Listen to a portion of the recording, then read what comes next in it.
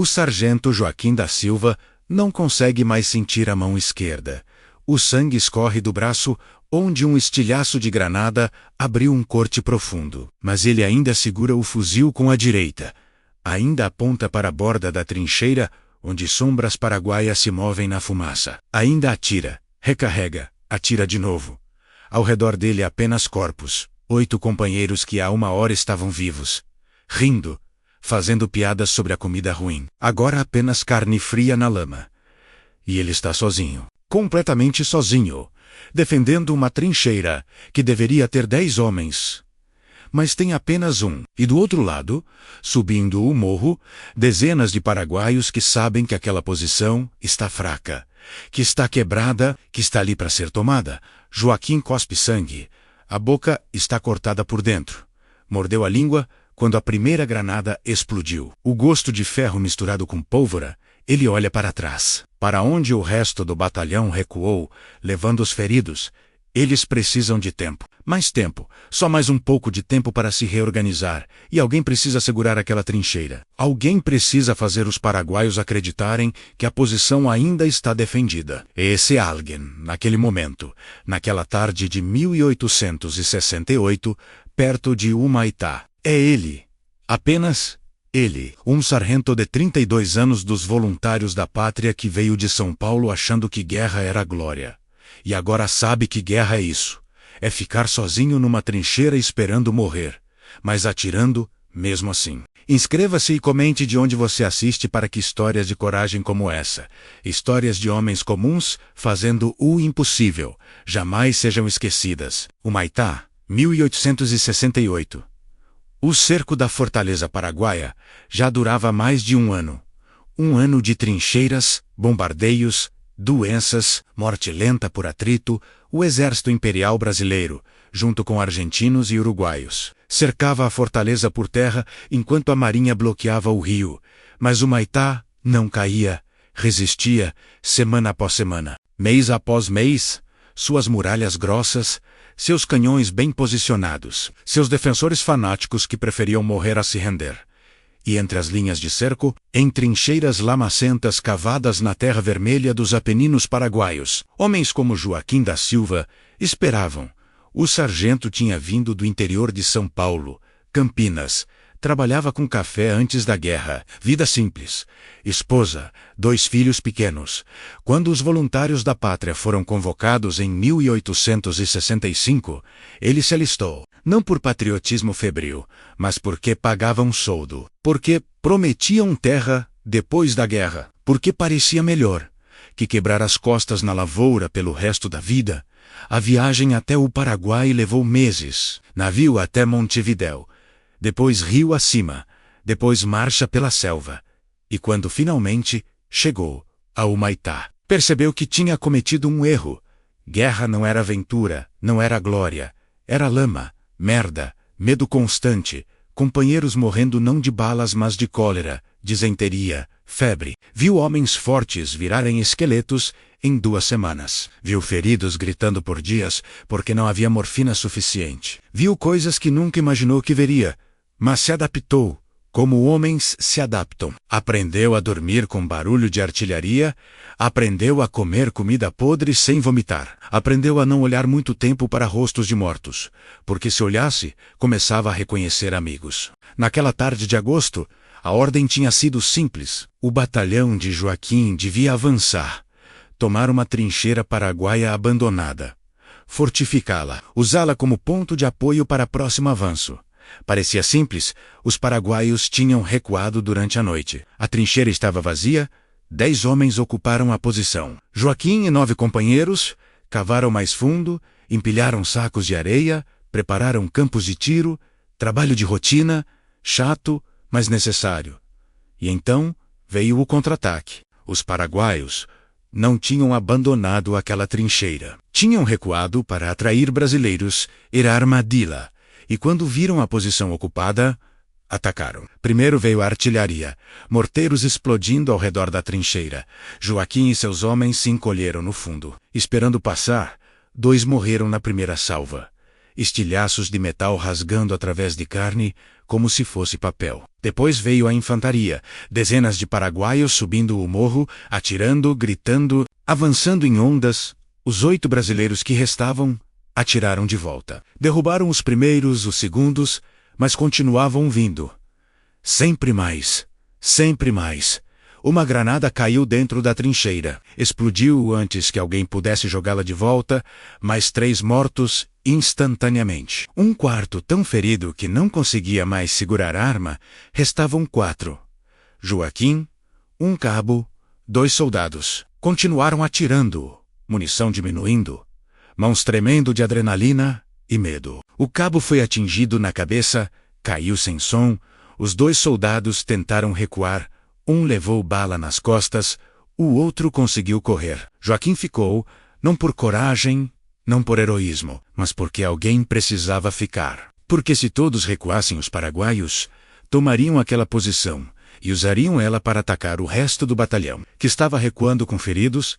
Alguém precisava segurar, dar tempo, e Joaquim, por alguma razão que ele mesmo não entendia completamente, decidiu que esse alguém seria ele. Os primeiros minutos sozinho foram os piores.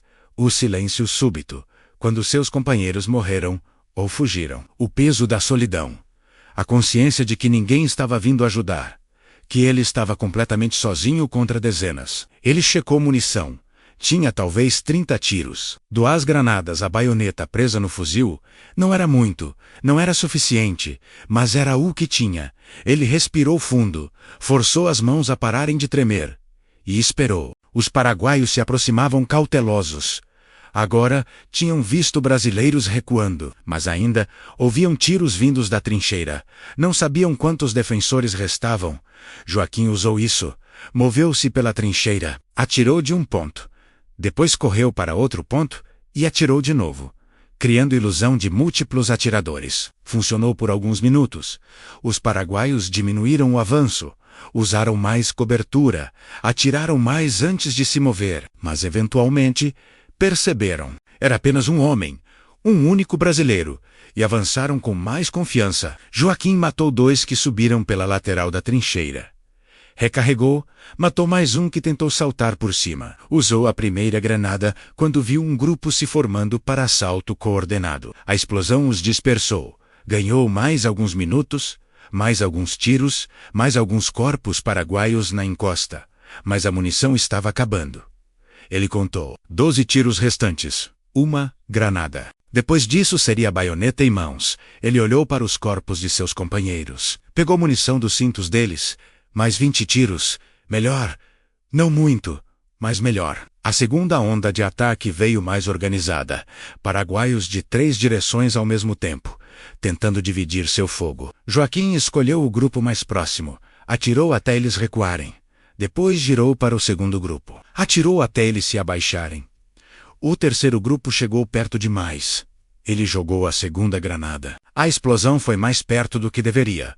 Terra e pedras caíram sobre ele, ouvidos unindo, visão borrada por um momento, mas a granada funcionou.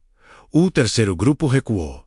Ele tinha talvez 15 tiros agora. Respiração pesada, suor misturado com o sangue do braço ferido, sede insuportável, mas o cantil estava vazio. Lábios rachados, garganta seca. Ele cuspiu sangue seco. Recarregou o fuzil com mãos que tremiam não de medo, mas de exaustão.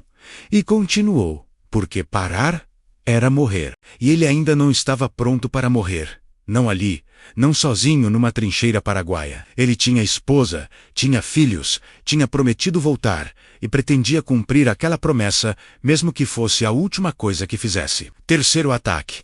Mais agressivo, os paraguaios perceberam que o brasileiro estava quase sem munição. Podiam ouvir pelos intervalos entre tiros, avançaram mais rápido, mais juntos. Joaquim atirou seus últimos tiros. 7, 6, 5, cada um precisava contar. Cada um precisava derrubar alguém.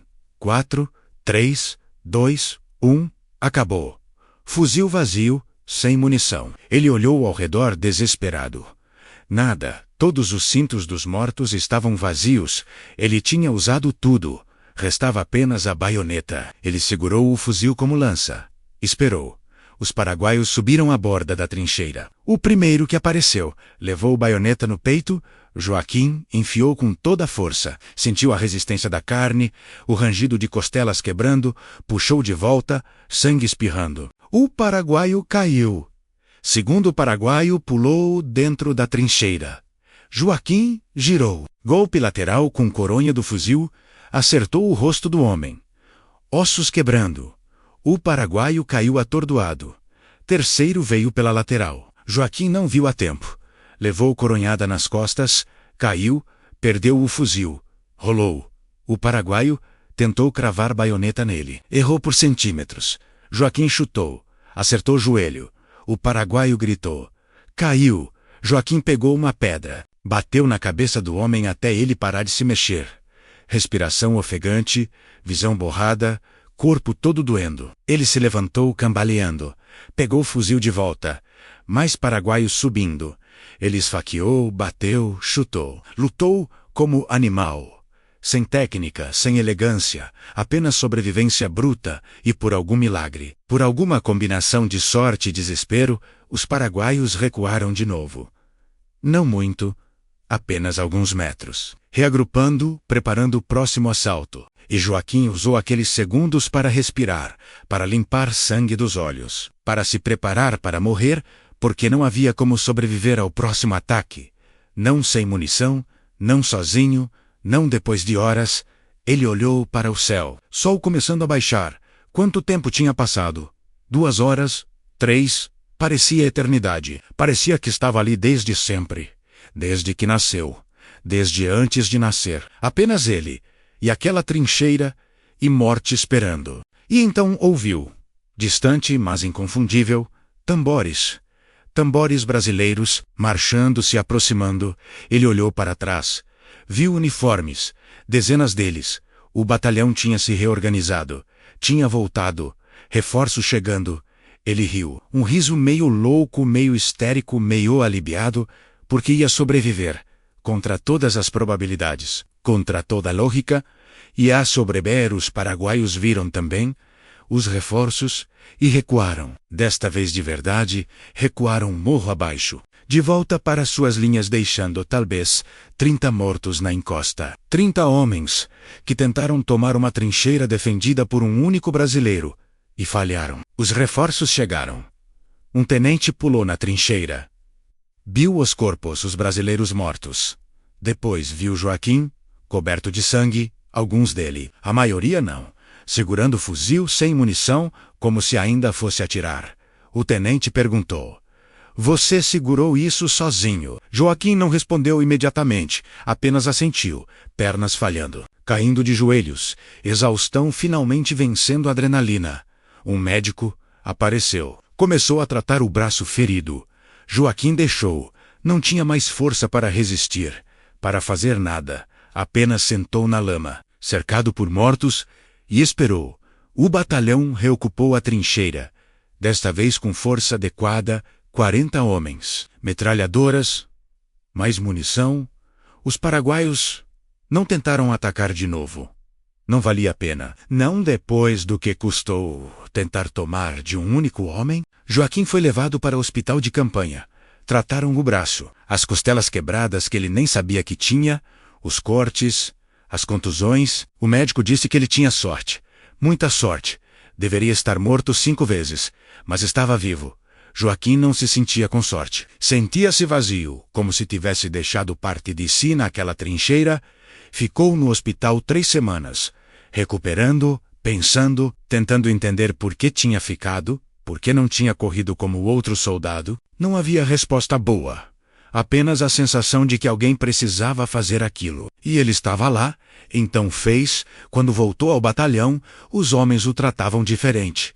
Com respeito estranho, quase reverência. O comandante o chamou. Disse que ia recomendar condecoração. Joaquim disse que não queria. Não tinha feito nada de especial. Apenas sobrevivido. Mas recebeu mesmo assim, medalha pequena de bronze que nunca usou. Que guardou no fundo da mochila e esqueceu. A guerra continuou. O Maitá eventualmente caiu. Não por assalto, mas por fome. Os paraguaios abandonaram a fortaleza. em 1868. Joaquim continuou lutando até 1869. Sobreviveu, não sem mais ferimentos, não sem mais horror, mas sobreviveu. Voltou ao Brasil em 1870, voltou para Campinas, para a esposa que quase não o reconheceu, porque tinha voltado 20 quilos mais magro, para filhos que tinham crescido, e o chamavam de senhor porque não lembravam do pai. Voltou para a vida de café, de trabalho duro, de rotina. Nunca falou sobre a guerra, nunca contou sobre a trincheira, sobre as 3 horas sozinho, sobre os paraguaios que matou, sobre o medo que sentiu. Sua esposa perguntou uma vez. Ele disse apenas que tinha sido ruim, muito ruim, e ela nunca mais perguntou. Ele morreu em 1891, 53 anos. De febre amarela, foi enterrado em Campinas. Lápide simples com nome e dataos.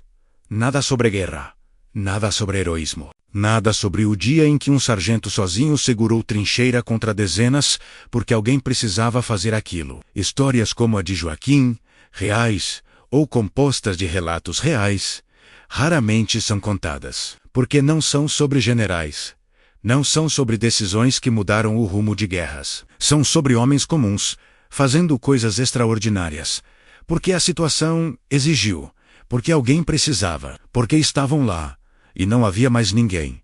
A Guerra do Paraguai teve centenas, talvez milhares de momentos assim, soldados segurando posições que deviam ter caído, cobrindo retiradas que deviam ter virado massacres, fazendo o impossível porque desistir não era opção. A maioria desses homens morreu sem reconhecimento, foi enterrada em valas comuns, seus nomes esquecidos, suas histórias perdidas, mas alguns sobreviveram, voltaram, viveram vidas normais, morreram velhos, e suas histórias, mesmo não escritas em livros oficiais, merecem ser lembradas, porque dizem algo fundamental sobre coragem. Coragem não é ausência de medo, não é loucura suicida, não é desejo de morrer. Coragem é fazer o que precisa ser feito, mesmo quando cada instinto grita para você correr. É ficar quando seria mais fácil ir. É segurar quando seria mais racional render. É escolher dever sobre sobrevivência. E às vezes, apenas às vezes, sobreviver depois. Inscreva-se agora.